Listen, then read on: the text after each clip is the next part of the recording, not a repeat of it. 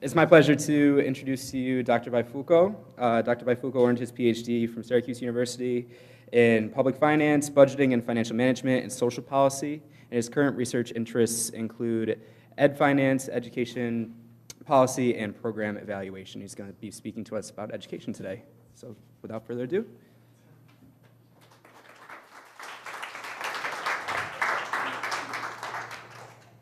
Okay, I think I didn't see it all, but I think I got a tough act to follow. I should have went first.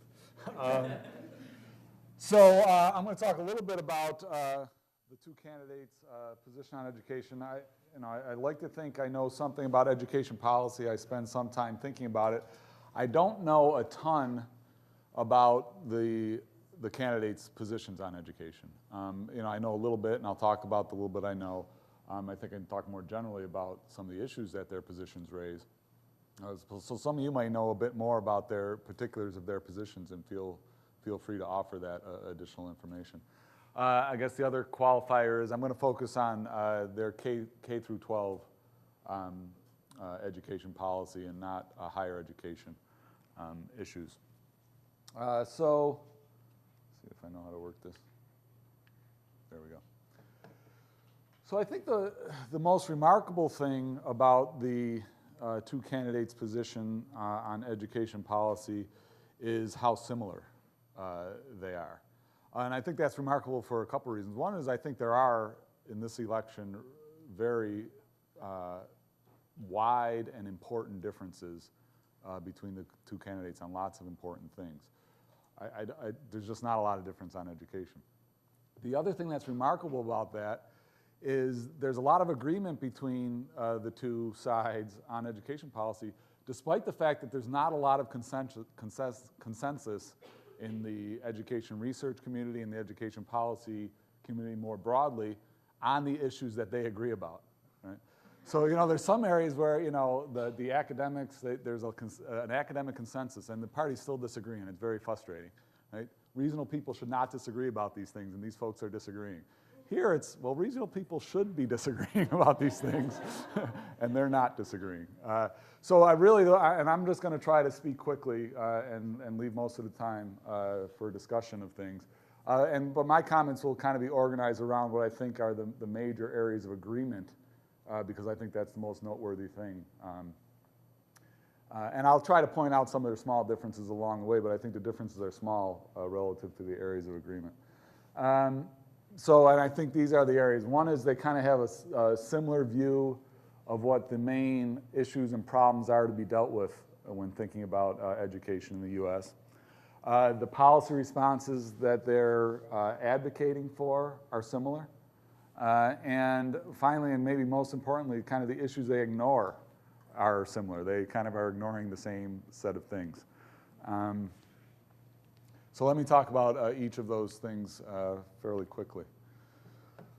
So almost everyone who talks about education policy, right? So the typical way we think and talk about policy is we start with kind of, well, we got to define what the problem is, right? And then we can start laying out alternatives for addressing the problem. And almost all discussions of education policy then start by pointing out these two things that concern a lot of people, right? And the candidates start their policy statements with the same way.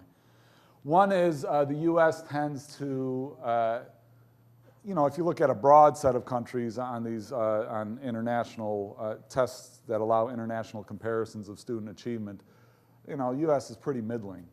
But if you look at other developed countries, particularly Asian countries, the U.S. is far behind some of these countries, and a lot of folks are concerned about that.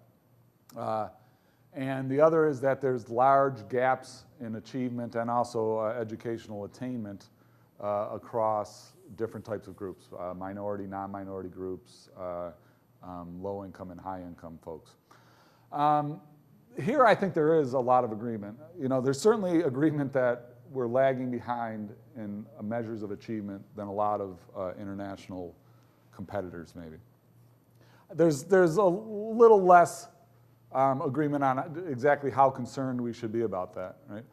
So there's been this issue for as long as we've been tracking that, which is at least a couple of decades and maybe a little bit more, there's been evidence of this U.S. lagging behind at least some countries. But U.S. productivity hasn't lagged these other countries. And so that raises some questions about what exactly are these achievement differences measuring, and are they that important? I myself am not completely convinced we should be super concerned about that, but, and I mean that literally. I'm not convinced we shouldn't be. I'm not convinced we should be. This one, almost everyone agrees, is a problem. And this is the problem that concerns me the most, that there are these long-standing, large gaps in achievement. The black-white test score gap is the one that's been kind of tracked most closely and for the longest period of time. And there was large strides made in reducing that gap in the late 70s and into the 1980s. That slowed down in the 1990s, reversed a little bit. And I think in recent years, it's been closing again, although not as markedly as it was in the 70s and 80s. So we're better off on that front than we were 30 years ago, but still have a long way to go. Here's where there's lots of disagreement out there in kind of the education research world and in the policy world more generally about what the causes of these problems are. There's not a lot of disagreement, as far as you can tell, between the Obama administration and the Romney camp, right? What they focus on, it seems, is that the U.S. education, the public education school system in the U.S. is broken, right? And that's a phrase that's been around for a long time, and people talk often about a broken education system. And it uses resources ineffectively. So if we just put more money into the public education system, it's not going to help us because the system does not translate that money into better student achievement or closing test score gaps. And the reason it doesn't is because there's lack of accountability and pressure to perform at various levels of the system. And the second one, teacher unions divert resources to less than their most effective uses, right? So we'll pay average teachers higher salaries if we put more money into education rather than hiring better teachers, right? Or doing other effective things with the resources. The Obama administration is not going to make this argument explicitly, right? Because the teacher unions is literally the largest single supporter for the Democrats, the National Democratic Party. But Obama's administration is not a strong, they're not out there arguing that this is not the problem. Right? They just are kind of remaining silent. And if you look at their policies, right, it almost seems that they're tacitly accepting this argument. At least they're even more explicitly accepting this argument a bit. Okay, so there's also lots of agreement on policy responses, and both camps are focused on the two main things that they focus on is, one, they agree that we ought to use the threat of withholding federal funding for education to force states and districts to increase performance-based accountability for schools, and that's been a long-standing effort, and now more recently, more directly for teachers. This thing almost never rings. And I have two people who call me, my assistant coach in baseball and my wife. I can ignore my assistant coach. I can't ignore my wife. Actually, I'm his assistant coach, but anyway. And the other one is to expand choice. And through charter schools, and through vouchers. Are people familiar with what charter schools are and vouchers? All right. And here's another small difference. The Obama campaign, the Obama administration have not been strong supporters of vouchers. The Romney campaign will be more outspoken in favor of vouchers. And as we'll see in a little while, in terms of policy specific, that amounts to almost nothing, that difference. So they're both kind of pushing choice. Romney, both through expanding charter schools and voucher programs, the Obama administration is focused more on charter schools. And that's also, I think, has to do, potentially at least, with the teacher unions. The teacher unions have thought of charter schools, they're very ambiguous in their feelings towards charter schools. And so they've kind of saw it as a way maybe to co-opt all this talk about expanding choice, but they're not very comfortable with charter schools. But vouchers, they've seen this as charter schools. Well, let's give the folks that are charter schools so that we can kind of hold off on vouchers. Okay, so I'm just going to try to illustrate in not a lot of detail, but a bit more specifics, how these two kind of policy emphases, where they've come out in the Obama administration. The Obama administration, I think, has been very active on education. The Secretary, Arne Duncan, has been a very forceful guy. And the two main policy initiatives of the Obama administration has been the Race to the Top program and the Blueprint for Reform of No Child Left Behind. And so I'll talk a little bit about these to give you a sense of how this emphasis on accountability and choice is actually playing out in policy. Okay, so Race to the Top actually was a small part of the much larger stimulus package. The stimulus package provided a lot of money, temporary money, that's now kind of run out for schools, mostly to avoid teacher layoffs. Right? So it was given to states so that they didn't have to cut state aid programs and some directly to districts so they could avoid teacher layoffs. And really the motivations for that were kind of macroeconomic type motivations as much as anything else. But there was a small pool that was carved off, about, I think it was $4.5 billion, set aside for this pool of money that they were going to use to make grants to states and state education departments.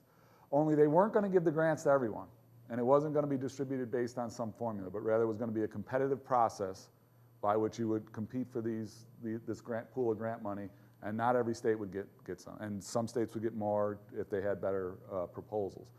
Right? And so in order to compete successfully, you had to adopt certain programs and policies in your state, right, to show that, right, and these are policy and programs that were in accord with the administration's priorities. So really this is kind of, I don't know if it's unique. I'm not kind of an expert on how the federal government moves policy forward. In the education world, it's fairly unique. They took and they kind of, the Gates Foundation has done this a lot. They say, we'll give you, they go to a district, we'll give you a lot of money if you start adopting the types of policies that we favor, right? And actually there's a lot of folks in the Obama administration from the Gates Foundation, so, and so they're doing the same thing. We're going to give you, it's not a lot of money, right? But it's enough money that the states don't want to ignore it, particularly in these tough fiscal times. And they're going to try to leverage that small amount of money to really push pretty profound policy changes at the state level. So here are the elements that needed to be in your applications, things that you had to show that you were doing in order to qualify for these grant funds or have developed some plans for doing. One was to develop and adopt common student performance standards and tests. The Obama administration, I don't know if it was part of the stimulus package, but they also have given money to support kind of multiple cross-state consortiums to develop what have become known as Common Core standards, which are supposed to be, kind of spell out what students should know at each point in their development to ensure that they're college ready by the time they graduate. And the idea is that we need to raise standards for students across schools and across states. And also they've given out some money to develop tests related to those standards, right? And so really kind of trying to not adopt national tests, but push states towards a more common set of standards and tests that they can use. States have to provide alternative routes to teacher certification, so not just going through the ed schools and getting teacher certification through normal routes before you're hired, but alternatives to that. And here is the one that's received the most attention, is the most controversial, and has really, this is now the issue in education policy. Develop a system to tie teacher pay and job security to measures of student performance. All right? And so districts don't do this. They haven't done this. And now to get the race to the top money, they have to do it, and they have to very quickly come up with plans for how they're going to do this. Right? And this is all happening as we speak. It was a lot of what was behind the teacher strike in Chicago, because the unions and the teachers are not happy with this stuff. And we can talk more about these if you want. Develop strategies for improving low-performing schools, and this is another controversial one. Provide greater access to charter schools. So that's how so they have states. A lot of states had caps on how many charter schools could be established in their state. They had to increase those caps substantially or remove them to qualify for Race to the Top, and also show other ways in which they were supporting the development of charter schools through equitable financing for charter schools and other things. He's persistent. I should turn this off.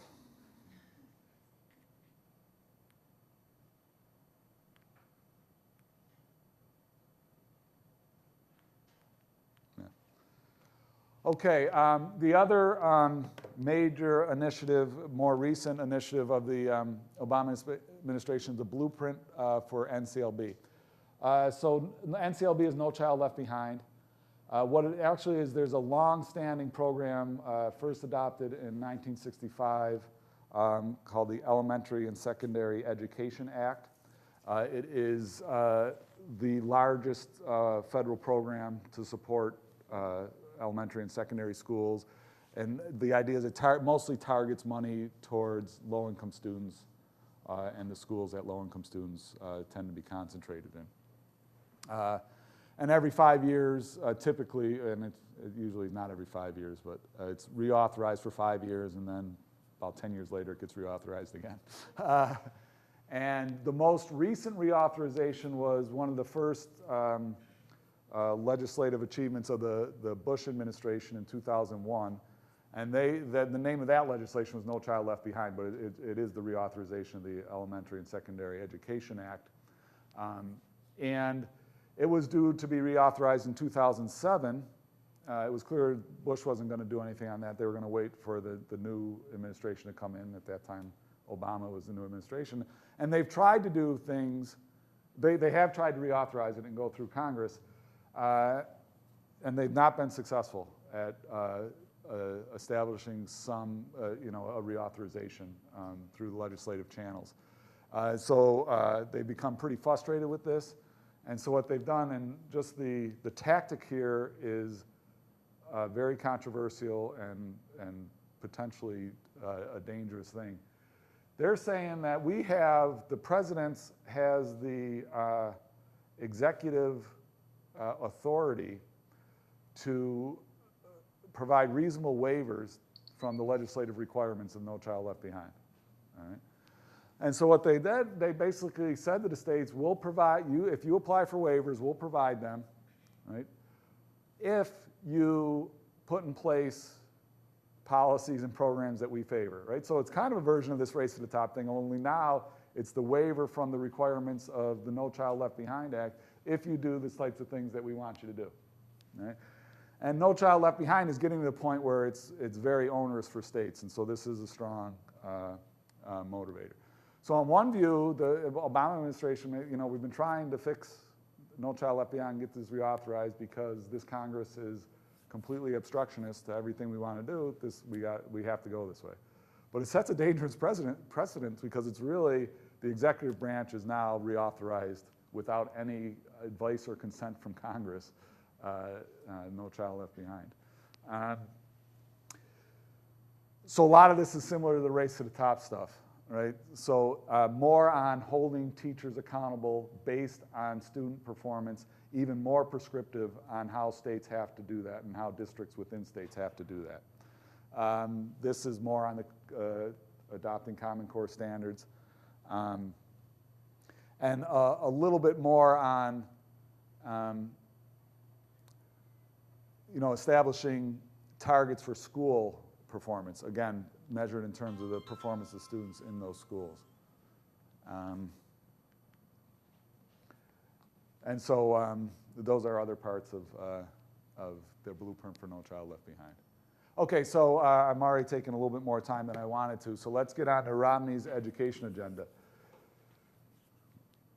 Not a lot new here. Pretty much, I want to do what the Obama administration's. One way to read their agenda. All right, first they got proposals to expand choice. So they're putting a little bit more. The Obama administration's already putting some emphasis on expanding parental choice, right? Romney wants to put a little more emphasis, right, because it kind of fits into this idea that I like market solutions to things. And so these are the specific proposals he's had for expanding parental choice over what school their child attends. Make Title I and IDA funds portable. So Title I, that's this Elementary and Secondary Education Act funding. The largest program within that act is Title I. Provides additional funding for schools that are serving low-income students. He wants to make that portable. That is, if these students go to a school outside the district, they take their Title I money with them to that school. This is kind of already the way it works. Not completely. So charter schools, for instance, which are often, depends on the state, but they're often an entity that operates, they're separate from the school district. Right? That's part of the idea of what a charter school is. And that's already the way it works for charter schools in most states, that the Title I money will follow the student into the charter school. And the charter school applies separately from the district to get their funding for their Title I students. So right, that part, it's already portable in that way in charter schools. Private schools, it doesn't quite work that way, so I think that's what they have in mind. They want to make it portable the way it is for charter, when students go into charter schools, they want to make it that same way for private schools. That raises lots of issues, though, about separation of church and state. And so, I'm not an expert on the legal implications of that. Require elimination of caps and more favorable funding for charter schools for receipt of Title I. That sounds pretty familiar, right? That's what Race to the Top does. Only now, instead of just tying it to the Race to the Top funds and the waivers for No Child Left Behind, which kind of is already tying it to Title I funding. So we like what the Obama administration's doing there. They also want to provide some federal funding to charter school development organizations. So there's places like KIPP is probably the best known, but there's others out there that have kind of developed several charter schools across the country. And so they want to give money to groups like that because there's some perception that they know how to develop these charter schools that are more effective than others. And this is what amounts to his support. His support for voucher amounts to this. He wants, because the federal government kind of controls what goes on to some extent in DC. DC already has a pretty extensive voucher program. He wants to expand it. Right? It's already pretty extensive. It already exists in DC. He wants to expand that, and that's, as far as where the rubber hits the road, all he's really proposing on vouchers. But this would be something that would distinguish him from Obama, although that program already exists, and it's already pretty large. Accountability, he wants to require school report cards. Right? This was required by No Child Left Behind in 2001, and most states were already doing it before No Child Left Behind in 2001. I should figure out how to turn this phone off. I'm not going to be able to do it under the pressure of... okay. So where was I? So required school report cards. So I'm not exactly sure what he means by this. I think what it means is we want those report cards, we want to be more prescriptive about what those report cards have to look like. Right? They already have to report things about how students do on tests and how they do in tests in different subgroups, so they just can't focus on the overall average. You got to look at how different groups we might be concerned about are doing. So, he wants to add, you have to have letter grades for the school. A, B, C, D, E, F, which some states do, but I guess he likes that model. Florida does it, and I think Jeb Bush is one of his close advisors on education. So I guess he wants all states to be a bit more like Florida. It's not what he likes for healthcare policy. All states should do what they want, right? But for an education policy, all states should do what Florida does. And then on teachers, he wants to eliminate certification requirements. Remember, back to the Race to the Top slide, alternative routes to education.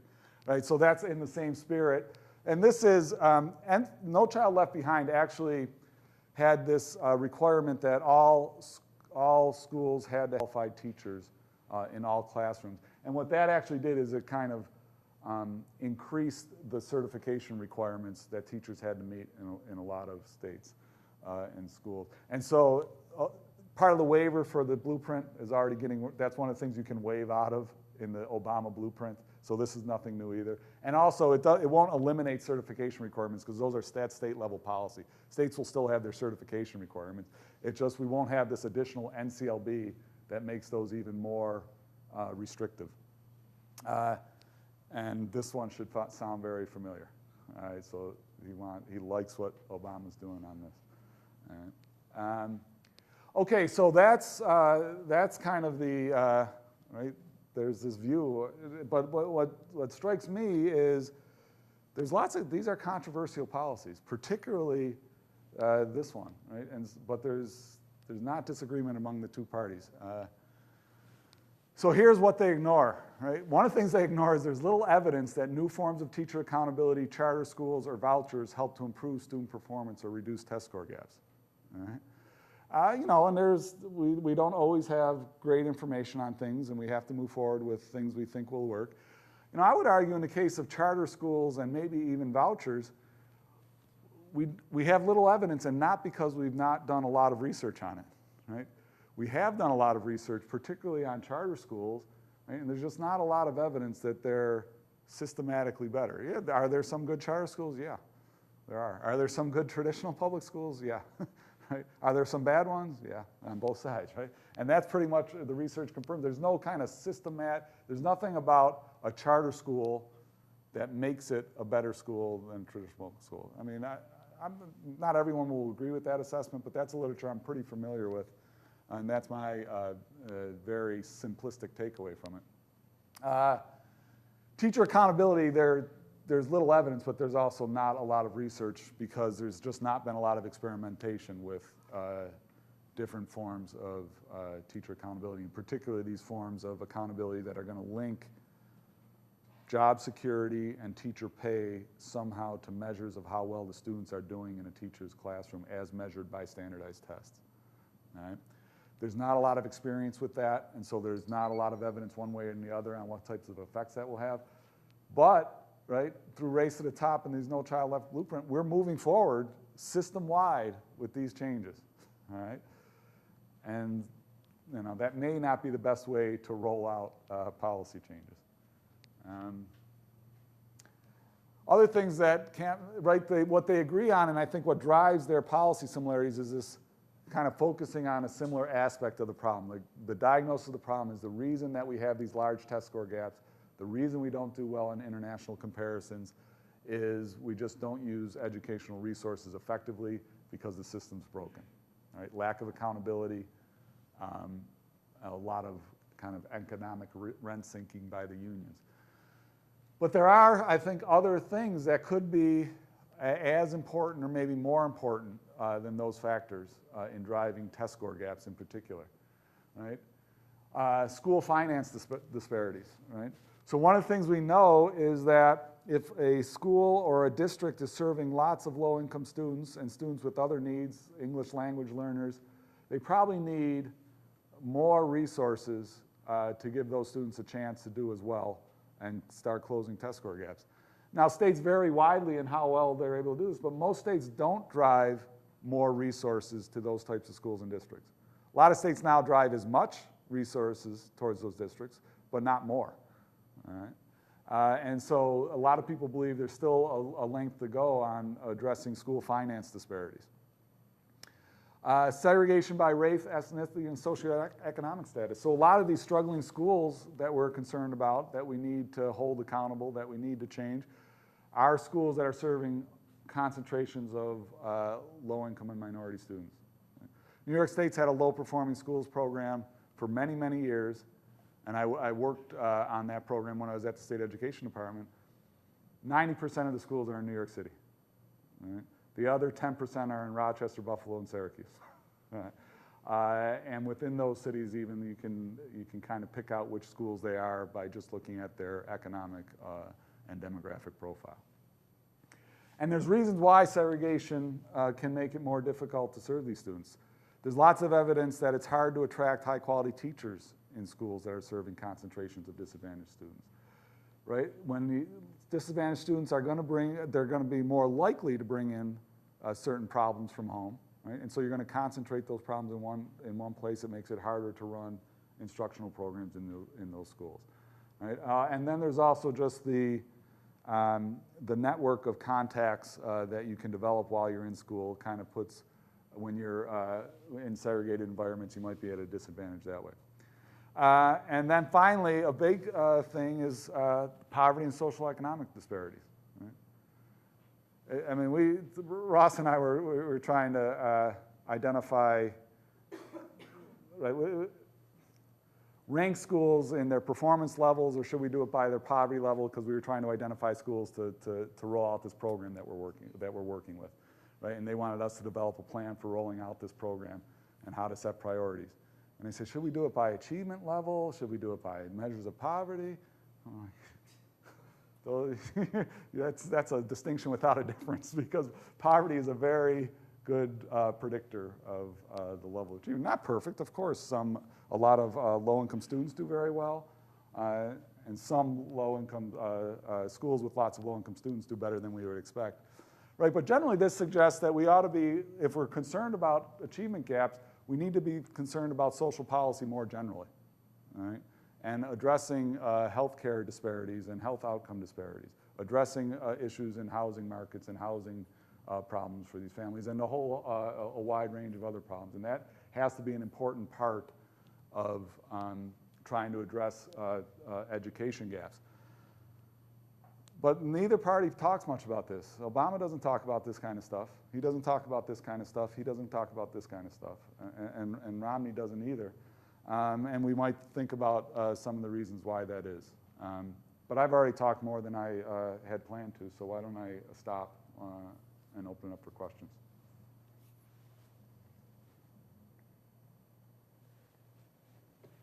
So do you think, because they're so similar, do you think that the reason that they take on these types of policies, or especially speaking points during the election, is because there's more people who are not teachers than teachers, and everyone's had one bad teacher, and everyone just tends to, is there just like this general consensus that most people agree, yeah, there should be evaluation systems? I mean, is it just such a politically popular thing to say, and that's why they're pushing these things that aren't necessarily proven to be good tactics, because just they resonate with people?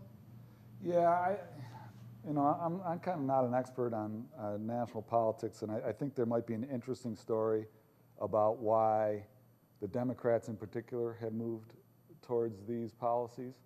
I think you can see why, and also why the Republicans have moved towards it. I think you got to go back to the Clinton administration to see why the Democrats have moved in this direction, and the Bush administration.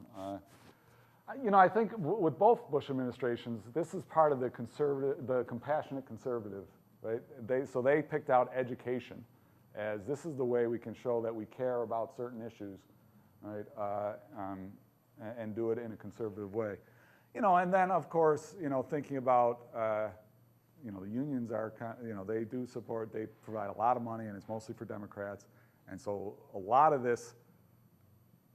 it is just baldly union-busting efforts by the Republicans. That's what's going on in Wisconsin and Ohio. That's politically motivated. That's, money politics. That's what's going on there. The reason the Democrats have been, not the Democrats generally, but the Clinton administration, now the Obama administration, I think it has something to do with this, when Clinton kind of carved out this idea of the new Democrat, that we can't be the same old Democrats that we were. We have to be a new type of Democrat. And I think this was a central part of what it meant. I don't know exactly what that new Democrat was supposed to mean or be, but I think this kind of approach to education policy is somehow linked with that. So I think that's part of it. The other part of it is these things, right? The idea that, well, if we can just kind of hold schools and teachers' feet to the fire, right? And just give parents more choice to maybe introduce more competition or provide them access to schools that are doing better, we can start addressing these problems and it will be fairly costless, right? Where here, School finance disparities mean you either have to increase the amount of money you're spending on schools so that you can increase it in these districts and schools that are struggling, or you have to redistribute away from wealthier districts into less wealthy districts. Right? So that's got natural kind of bad politics attached to it. Segregation means that the people are going to have to, middle class folks are going to have to send their kids to schools that are going to share some of the problems that a lot of these lower income and a lot of urban areas of schools they're having. And now they're going to have to share in the solutions, share in those problems, and start really trying to grapple with the solutions to them. Right? And so that makes people uncomfortable. And this, right, if we focus on this cause of problem, well, this means we have to think about how we can invest in improving healthcare and housing and addressing other needs of low-income families, right? And that costs money, right? And so I think that's another big part of it.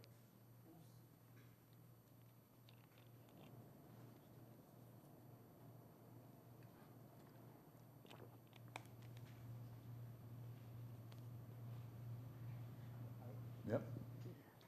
Since I have the mic, just like Rosemary had earlier. So my question would be, you had spoken about the federal government incentivizing race to the top through, was that through a threat of withholding funds, or was that through a pot that they had that they were? Well, out of the stimulus bill, they did carve off this pot. I think it was about $4.5 billion total, and said we're going to distribute this money through a competitive grant. Right? And so the states had to put together an application. And the first round, they picked 2 states. I think it was Delaware and Tennessee. Right? And that kind of sent the message, we're serious. You're not getting this money unless you do what we're asking you to do. And I think it had kind of created 2 incentive effects. One is just the states, the money was just large enough, the states, particularly when they're cutting state aid to districts because of the fiscal situation that was in place. And now they're going to expose themselves, the governors are going to expose themselves for criticism, and you didn't get this extra money that was out there because you didn't want to do these reforms that everyone thinks are great. Right? Right? And then there was a race to be one of those, the next Delaware and Tennessee. That will distinguish us as state policymakers. Right? Is there any instance where they have threatened to withhold funding instead of the other way around, instead of giving additional funding? Well, I mean, so the next part, the NCLB waivers is, right, you either have to meet the requirements of the old NCLB or lose Title I funding, or get the waivers, and we're only going to give you the waivers if you promise to do these other things. So I don't know if that's, I mean, there has been issues. So Connecticut, when I was in Connecticut, one of the requirements of NCLB was you had to test students in math and reading in every year from grade 3 through grade 8, and then I think once at least in high school as well. Connecticut was a state that didn't do that. A lot of states didn't do that before NCLB. They had a testing program, and they did it in, I forget what grade, 4th, 6th, and 8th grade. And they had just redeveloped their tests for 4th, 6th, and 8th grade, and they say, we like doing it this way. For the purposes we're using these tests, 4th, 6th, and 8th grade are the right grades to do it. It's going to cost us a lot of money to develop new tests and to do it for each grade. We don't want to do it.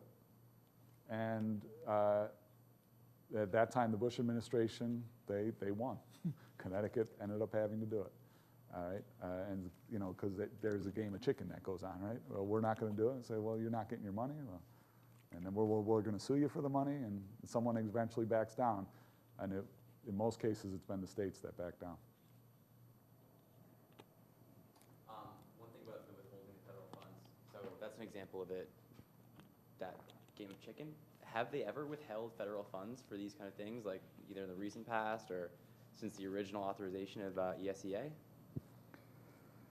I don't know. I don't know of any case. I can't say that there haven't been cases. But there is this, right? And even with the race to the top, there's, when you're rolling out these programs as a federal agency, you have to try to find ways of, I'm serious about this, right? And there's battles, right? And And Duncan's been very, I think, forceful. You know, whether you agree with his policies or not is an argument, but he's definitely been very forceful and said, you know, you're not getting this race to the top money unless you are doing these things, right? And now we're going to check up that you did these things, and with the No Child Left Behind waivers as well. And then another one is, so Obama has race to the top, has the waivers. Have we seen any indications of how Romney's going to implement his policy goals? Does he have his own version of race to the top that we know of yet? Well, I mean, I think, right, the power the federal government has here is through the Title I dollars. Now, Title I dollars in total, it bounces around over time. It's usually been around 10% or a little bit less of total education funding comes through this Elementary and Secondary Education Act. So it's a small amount of money, but big enough that states cannot, say no to it. Right? And so that's where the federal government's power over policymaking comes. They write it into that Title I or that reauthorization law, and in most cases, states kind of follow suit. They kind of take their marching orders.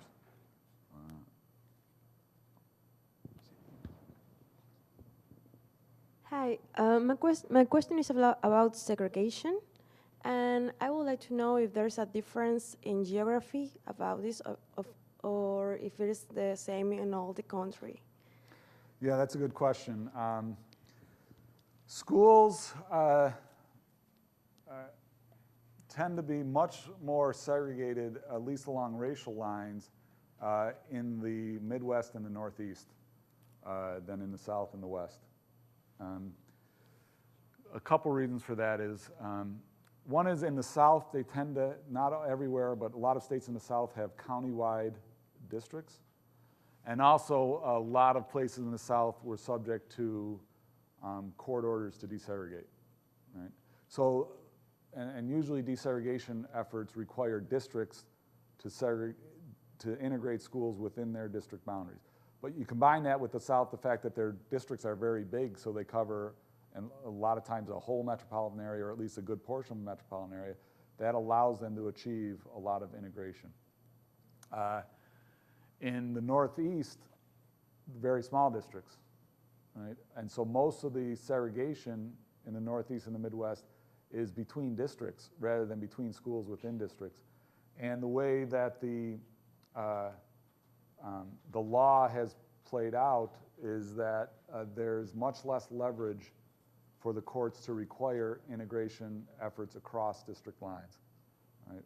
And so now this is a sharp reversal from the way things were 30 and 40 years ago. But now most of the segregation is much more intense in the Northeast and the Midwest than it is in the South and the West.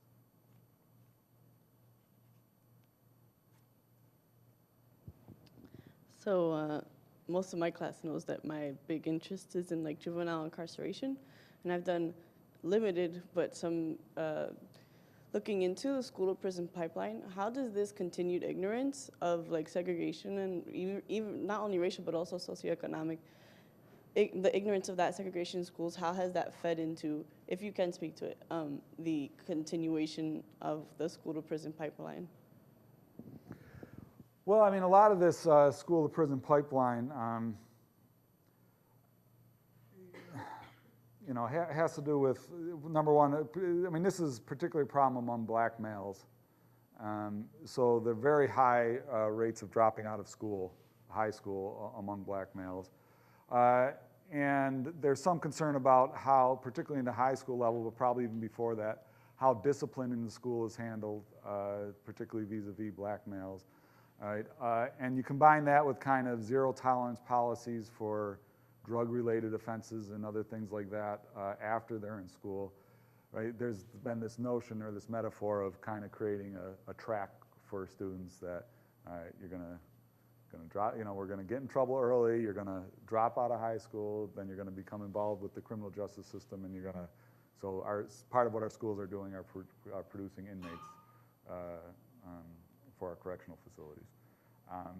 You know, so that's the general idea of the school, the pipeline, and I think there probably is something to that, and it kind of, to me, suggests the urgency of, you know, addressing, particularly among black males, frankly. I mean, Males generally are falling further and further behind females on educational outcomes, and particularly black males relative to black females, for instance. And so that's the group that I think is of greater and greater concern. Which is interesting, but you don't see much leadership from, I don't think, from Obama on this. You know, and Obama, you know, again, this is just, I have no more vantage point than you guys. You know, I think he shies away from those issues because of who he is historically. How have some of the, I guess maybe in Tennessee and Delaware, how have the grants that they've received from Race to the Top trickled down locally? Like, what have local districts done? That's a good question. So now it's not just Delaware and Tennessee, because there was a second round of awards, and there was a much larger set, and I don't know the exact numbers. New York State has Race to the Top money. So here's the complaint you get from the districts. What actually trickles down to the district is puny. I mean, it's $4.5 billion, and it's one-time $4.5 billion money. So what comes down to the districts, and now they have faced with this immense challenge of developing these teacher evaluation systems that are going to somehow use student test scores as part of rubrics to develop evaluations of teachers, and then tie those evaluations of teachers somehow to personnel decisions. Very disruptive, right, as you can imagine, from the teacher's perspective. And so, right, these are kind of very scary times to be a teacher in a lot of places. And the district said, you know what, this is a lot of effort, and we're getting nothing out of it. What did we sign up for, right? And I've heard that complaint from district officials. You know, and so I mean, part of it, if you take the ed policy class, this is what you'll get in. I mean, at least when I did it, and I think Bill Duncan will do the same thing this year, kind of got into some of the particulars of, you know, how can you measure teacher performance? What role should student test scores play in it? What are some of the challenges here? There's lots of controversy about this. Even when it's done well, it's potentially problematic. But it's being pushed forward at such a rate. Even when we use good models that can try to help identify a teacher's contribution to a student's learning, we're still worried that it doesn't really identify teachers' contribution. But we're not even using those models. We're not even using the best models. And then there's this problem that really only about 20 to 25% of students teach subjects that are tested before and after. And so if you're focusing on how much you're contributing to a student's growth from before they had you to after they had you, for most teachers, there's no test scores to do that. But you still have to have value-added measures for those teachers. So they're making it up. They have to do something, and it's not, whether you think this is a direction the school system has to go or not. This push to rush it and develop it system-wide in a very short time is, I would be scared if I was a teacher. You know, one of the things is no one advocates publishing these, you know, teacher evaluations and their value-added measures. No one thinks there's much to gain from publicizing these widely. But turns out it interacts with freedom of information laws that, yes, the New York Times and other places have gotten this information and published it. Right? And the whole part of this is, well, this is the way we're going to attract more people to teaching, you know. Right? And there is, and I don't want to, I mean, the broader issue of whether you need to move towards different forms of accountability for teachers and what effect that will have on teacher labor markets, who goes into teaching and where they end up teaching is a complicated issue, right?